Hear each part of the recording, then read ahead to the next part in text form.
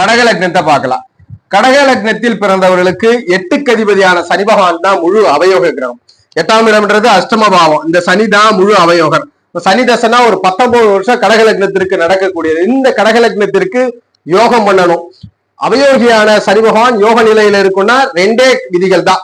லக்னத்திற்கு 9ஆம் அதிபதியான குரு,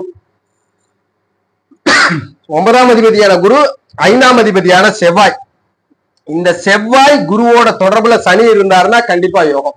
செவ்வாய் மற்றும் குருவோட தொடர்புல எந்த ஜாதகத்துல இருந்தாலும் சனி தசை எந்த பிரச்சனையும் பண்றதுல தொடர்புன்னா எப்படி இருக்கலாம்? நேரடியாக சனியை குரு பார்க்கலாம், அல்லது குரு தொடர்பிலேயே இருக்கலாம்.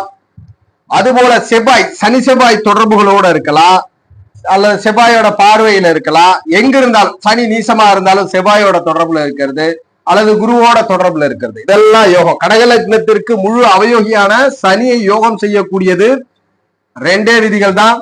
ஒண்ணு செவ்வாய் குருவோட தொடர்பு. இந்த தொடர்புல இருந்தா சனி தசை 19 வருடம் எந்த பிரச்சனையும் இல்லை. சனி தசை 19 வருடம் கடக லக்னத்திற்கு எந்த பிரச்சனையும் கொடுக்கறது இல்லை.